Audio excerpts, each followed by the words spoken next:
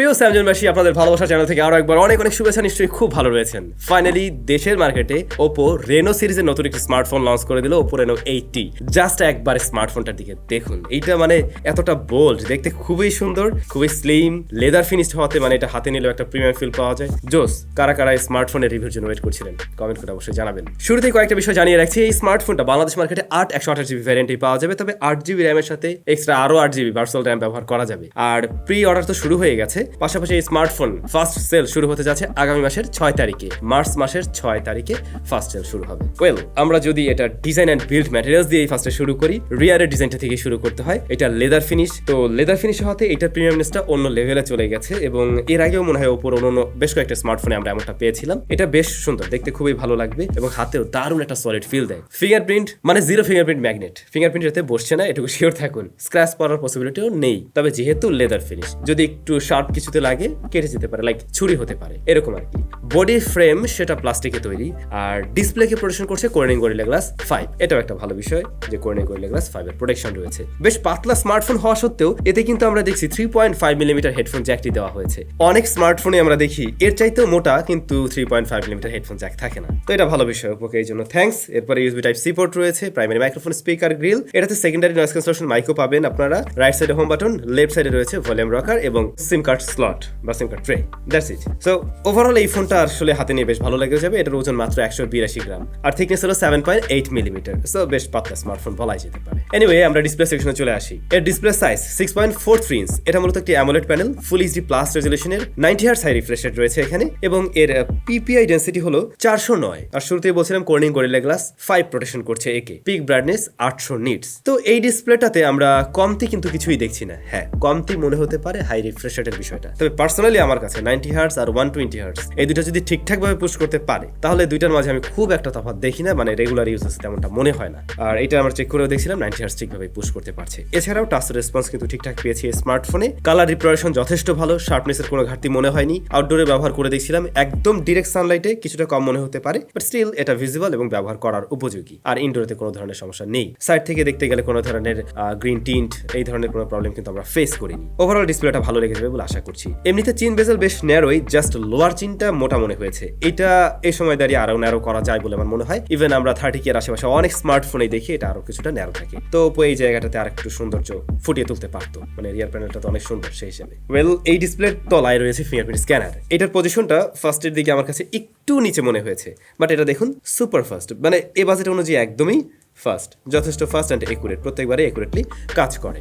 Oppo Reno 80 রিয়ারে 3টি camera রয়েছে, দেখতে 2টা ক্যামেরা মনে হবে আপনার। তো মেইন শুটার হলো 100 মেগাপিক্সেল, অ্যাপারচার f1.7, দেন 2 মেগাপিক্সেলের একটি ডেপথ সেন্সর রয়েছে এবং 2 মেগাপিক্সেলের একটি মাইক্রোস্কোপ ক্যামেরা রয়েছে, মানে একদম ছোট জিনিসপত্রেরও ছবি তোলা যাবে এটা দিয়ে। এছাড়া আমরা এখানে একটা অরবিট লাইট দেখবো, এই যে মেইন যে ক্যামেরাটা তার পাশে সার্কেল আকারে রয়েছে। তবে আপনি যখন কিনা মাইক্রোস্কোপ দিয়ে ছবি তুলবেন তখন কিন্তু ওই লাইটটা জ্বলে আসলে কাজ করে না, তখন এই ফ্ল্যাশ লাইটটাই জ্বলে আর কি। সে যাই হোক, মেইন ক্যামেরায় ফিরে আসছি। ডে লাইটের ছবিগুলো দেখুন, যে বিষয়টা ভালো লেগেছে ম্যাক্সিমাম ছবিগুলোর কালার টোনটা ঠিকঠাক ছিল বা অলমোস্ট একুরেট টাইপের একটা কালার দিতে পারছিল, যেখানে আমরা ম্যাক্সিমাম স্মার্টফোনে দেখি কালার বুস্টেড হয়। তো এটার ক্ষেত্রে মোটামুটি একুরেট, যদিও অরেঞ্জ কালারটা মনে হয়েছে একটু বেশি পাঞ্চ করে, একটু রেডের দিকে নিয়ে যায়। এর বাইরে অন্যান্য কালারগুলো কিন্তু মোটামুটি ঠিকঠাক পেয়েছি। তারপরে আমরা ডিটেল, হ্যাঁ ডিটেল কিন্তু ডে লাইটে ভালোই পাওয়া যায়, ইভেন জুম করে নিয়েও ব্যবহার করার উপযোগী। যেহেতু এখানে 108 মেগাপিক্সেল রয়েছে, সো আপনি ওই মোড়ে তুললে কিছুটা জুম করেও ওই ছবি ব্যবহার করতে পারবেন। শ্যাডো ডিটেলও খারাপ না, ওকে লেভেলের মধ্যেই থাকে। তবে ডাইনামিক রেঞ্জটা আরেকটু আশানুরূপ পেলে ভালোই হতো। পাশাপাশি আমি দেখছিলাম এক্সপোজার ব্যালেন্সটা আরেকটু ভালোভাবে হ্যান্ডেল করতে পারতো। এই বিষয়গুলো সফটওয়্যার আপডেটের মাধ্যমে ফিক্স করা সম্ভব বলে আমি মনে করি। এর ডে লাইটের ফটোগ্রাফি নিয়ে বা আউটডোরের ফটোগ্রাফি নিয়ে আমি সন্তুষ্ট আছি, তবে লো লাইটে আমি আরেকটু আশা করছিলাম। লো লাইটে হ্যাঁ আলো অনেকটা বাড়িয়ে দেবে, তবে নয়েজ গ্রেনের দেখা পাওয়া যায়, কিছুটা কন্ট্রাস্ট যেহেতু লক্ষ্য করা যায় এবং আমার কাছে মনে হচ্ছে তখন কালারটা কিছুটা পপ করে। এর চাইতে আরেকটু মানে মেইন ক্যামেরা ডে লাইটের মতো যদি একটু ন্যাচারাল লাগতো তাহলে দেখতে আরো বেশি ভালো লাগতো। তবে যে বিষয়টা এই ফোনে আমি মিস করেছি আলট্রাওয়াইড শুটার। আমার মনে হয় এখানে ডেপথ সেন্সরটা বাদ দিয়ে এখানে যদি একটা আলট্রাওয়াইড শুটার দেওয়া হতো তাহলে ওই জিনিসটা আরো বেশি কাজের হতো। ডেপথ সেন্সরের কাজ সফটওয়্যার দিয়েও করা যায়। এনিওয়ে, আমরা পোর্ট্রেট মোডে যেটা দেখছিলাম এজ ডিটেকশন মোটামুটি ওকে লেভেলের মধ্যে আছে, মাঝে মধ্যে তো টুকটাক কিছুটা মিসম্যাচ করে যেটা আমরা সব ফোনে অহরহ দেখতে পাই। এর বাইরে ঠিক আছে, কিন্তু মেইন সাবজেক্ট তার কালার কিছুটা মনে হচ্ছে না একটু ওয়ার্মের দিকে নিচ্ছে, একটু সফট করে দিচ্ছে, যে বিষয়টা দেখতে অবশ্যই ভালো লাগবে ম্যাক্সিমাম মানুষেরই, কিন্তু এটা একদম ন্যাচারাল না, একটু আর্টিফিশিয়াল লাগে। দের আসছি মাইক্রোস্কোপ ক্যামেরার কাছে। এইটা একটা জোস জিনিস, এইটা মানে একবার ঢুকলে আপনার মনে হবে আশেপাশে সবকিছু ছবি আমি তুলে ফেলি, কোথায় কি দিয়ে তৈরি সেটা আমি একটু দেখি। আপনার শার্ট, আপনার নিজের স্কিন, আপনার মোবাইলের মনিটর, তারপরে ছোট কোনো কিছু, সেটা হতে পারে একটা পিঁপড়ার চোখ, এরকম কোনো কিছু আপনার দেখতে ইচ্ছা করবে। তো যে জিনিসটা হয় যে বললাম এখানে মাইক্রোস্কোপ ক্যামেরা অন করলে লাইটটা জ্বলে ওঠে এবং আপনি একদম যে কোনো কিছু ছবি তুলতে গেলে ওইটার খুব কাছে নিয়ে আপনি ছবিটা তুলতে পারবেন। ইভেন এবারে দেখলাম এখানে 40x পর্যন্ত জুম করা যাচ্ছিল, তার মানে আরো অনেক বড় করে সেই ছবিগুলো তোলা সম্ভব। বেশ কিছু ছবি রয়েছে যেগুলো দেখে নিশ্চয়ই আপনারা একটা আইডিয়া করতে পারছেন। এগুলো দেখে বুঝবেন না আসলে এগুলো কি। কোনোটা হয়তো বা এখানে আমাদের সোফার কাভার ছিল, কোনোটা হয়তো বা জামা, কোনোটা হয়তো লবণ ছিল, কোনোটা হয়তো চিনি ছিল, যেগুলো দেখে আসলে বোঝার উপায় নেই যে আসলে এত বড় করে আসবে। সো এই জিনিসটা খুব ভালো লাগছে, আপনাদের আশা করছি ভালো লাগবে। এই ফোনটার মেইন ক্যামেরায় ভিডিও রেকর্ড করা যায় সর্বোচ্চ 1080p 30fps এ। তো স্বাভাবিক 30k প্লাস একটা স্মার্টফোন দিয়ে কিন্তু কিনে আর কি আপনার মনে হবে 4K থাকলে তো ভালোই হতো, তো ওটা আমি মিস করছি।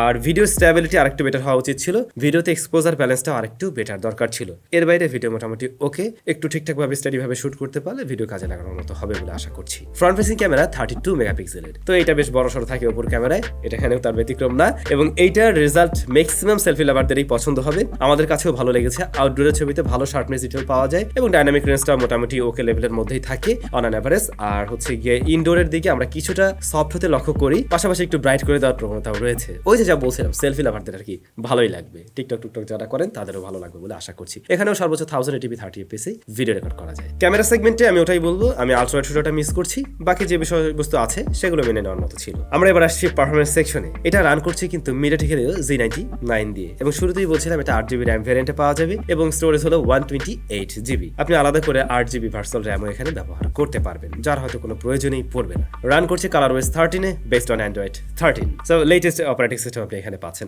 একদমই। তো ColorOS কিন্তু আগের চাইতে অনেকটা ম্যাচিওর, আগের চাইতে অনেকটা স্মুথ একটা রেজাল্ট দেয় এবং আপনারা জানেন যে আগের তুলনায় আসলে এটা একটা বেটার জায়গায় চলে আসছে এখন কিন্তু। তো ডে টু ডে ইউজেসে আমাদের এক্সপিরিয়েন্স কিন্তু এই স্মার্টফোনের সাথে বেশ ভালোই ছিল। রেগুলার টাস্ক করতে গিয়ে কোনো ধরনের ইস্যু কিন্তু ফেস করতে হয়নি। অনেক সময় দেখা যায় না স্মার্টফোন ফ্রিজ হয়ে যায়, আটকে যায়, ল্যাগ দেখা যায়, তো এর ইউআই এর মাঝে আমরা ওই ধরনের কোনো প্রবলেম ফেস করিনি এখনো। আমরা এত বেঞ্চমার্ক স্কোরটা টেস্ট করছিলাম, 3,65,000 প্লাস পেয়েছি আমরা এখানে। MediaTek Z89, হ্যাঁ সেই হিসেবে এটা ঠিকঠাক আছে। তবে অনেকের কাছেই মনে হবে এই স্মার্টফোনটা যেহেতু 32,990 টাকাতে পাওয়া যায়, এখানে আমরা আরেকটু বেটার কোনো চিপ পেলে ভালো হতো। হ্যাঁ আমিও বলবো হ্যাঁ সেটা পেলে অবশ্যই ভালোই হতো। তবে এই প্রসেসরটাও মিড রেঞ্জের জন্য খারাপ কিছু না, এটা কিন্তু মোটামুটি একটা ক্যাপাবল প্রসেসর। ইভেন এটা দিয়ে টুকটাক গেমিংও করা যায়, আপনারা জানেন। তো আমরা এখানে বেশ কয়েকটা গেম টেমে প্লে করে দেখি পাবজি, সেটা আপনি এইচডি হাই ফ্রেম রেটে খেলতে পারবেন এবং ওই সেটিংসেই কিন্তু এই স্মার্টফোনের সাথে একটা ভালো রেজাল্টই দিয়েছে। ইভেন এই প্রসেসরটা আসলে MediaTek প্রসেসর, আমরা হয়তো অনেক সময় ভাবি অনেক বেশি গরম হয়ে যাবে, কিন্তু এই ফোনটা খুব বেশি হিট জেনারেট করছিল না। হ্যাঁ কিছুটা গরম হয়, একটু ওয়ার্ম হয়, যেটা আবার খুব দ্রুতই ঠান্ডাও হয়ে যেতে পারে। পাশাপাশি আমরা কোনো ল্যাগের দেখাও পাইনি। হ্যাঁ মাঝে মধ্যে কিছুটা ফ্রেম আপ ডাউন করে, বাট স্টিল বেশ ভালোভাবে প্লেয়াবল পাবজি। অ্যাপেক্স লেজেন্ড প্লে করছিলাম আমরা, তো এইটাতে শুরুর দিকে আমরা দু একবার ল্যাগ পেয়েছি, বাট এরপর থেকে কিন্তু খুবই স্মুথ ভাবে এই গেমটা প্লে হয়েছে এবং চলছে বেশ দারুণ। দেন আমরা ফ্রি ফায়ার এটাতে প্লে করি, ফ্রি ফায়ার রেজাল্ট অবশ্যই ভালো ছিল এই স্মার্টফোনের সাথে, মানে পাবজি তারপর অ্যাপেক্স লেজেন্ডের তুলনায় এটা রেজাল্ট আরো বেটার পাওয়া গেছে।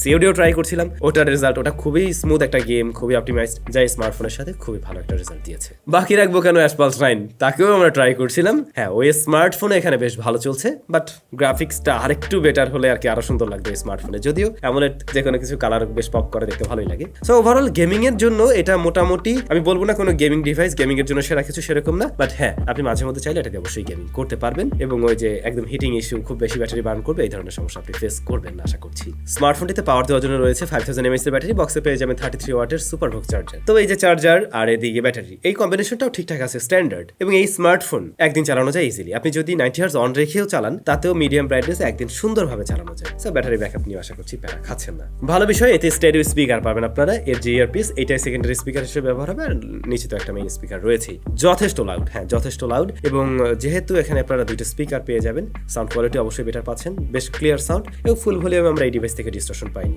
সাউন্ড কোয়ালিটিটাও সুন্দর আছে। ইভেন ইয়ারপিসের সাউন্ড কথা বলার জন্য সেটাও ঠিকঠাক আছে। এছাড়াও নেটওয়ার্ক কানেক্টিভিটি জনিত কোনো ধরনের প্রবলেম ফেস করতে হয়নি, রয়েছে প্রয়োজনীয় সমস্ত রকম সেন্সরগুলো, এর মানে এই না আবার আইআর ব্লাস্টার আছে ওটা নেই। তো এই ছিল Oppo Reno 80, দাম কত ছিল? 32,990। 32,990 আমরা কি পেয়েছি, কি পাইনি, কোথায় কম ছিল আমি একবার ক্লিয়ার করছি, তারপর আর একবার ক্লিয়ার করব। তবে একটা বিষয় বলতে চাই, Oppo Reno সিরিজের এর আগে যত স্মার্টফোন এসেছে সবগুলো চাইতে এটা কিন্তু এবার একটু কম দামে পাওয়া যাচ্ছে, তো এটা একটা ভালো বিষয় অবশ্যই। এরপর যদি আরো কয়েকটা ভালো বিষয় বলি, এটার ডিসপ্লেটা ভালো লাগার কাতার থাকবে, মেইন ক্যামেরাটা ভালো লাগার কাতার থাকবে, ডিজাইনের দিক থেকে অস্থির একটা ফোন, খুবই সুন্দর গুড লুকিং এর স্মার্টফোন। তারপর মাইক্রোস্কোপ ক্যামেরাটা ভালো লাগার মতো ছিল, পারফরমেন্সটা ওকে লেভেলের মধ্যে থাকে, এটা মানে এই বাজেটে একটু পিছিয়ে পড়বে, বাট মেনে নেওয়ার মতো ছিল আর কি। এবারে যদি কিনা এইটার আমরা কিছু কমতের জায়গা আপনাদেরকে একটু মেনশন করে দিই, যে বিষয়গুলো আসলে থাকতে পারতো। আলট্রাওয়াইড শুটার থাকতে পারতো এই স্মার্টফোনটিতে, এবং প্রসেসর সেগমেন্টটাতে যদি আরেকটু বেটার কিছু দেওয়া যেত তাহলে এইটা একদম সুপার ডুপার একটা ফোন হতে পারতো এই বাজেটের। তবে হ্যাঁ, এমন অনেকেই রয়েছেন যাদের খুবই গুড লুকিং একটি স্মার্টফোন দরকার, স্টাইলিশ ফোন দরকার, মেইন ক্যামেরায় গুরুত্ব থাকে, তারপরে হচ্ছে ডিসপ্লেটা ভালো হতে হবে, দেন পারফরমেন্সটা একটা মোটামুটি ওই বাজেটের অ্যাভারেজ পারফরমেন্স হলেও চলবে, তাদের জন্য কিন্তু এই ফোনটা ইজিলি রিকমেন্ড করার মতো। আপনাদের কাছে কেমন লেগেছে এই ডিভাইসটি অবশ্যই কমেন্ট করে জানাবেন। সবাই ভালো থাকবেন, সুস্থ থাকবেন, দেখা হচ্ছে আবারও স্যামসাংয়ের নতুন ভিডিওতে। টাটা।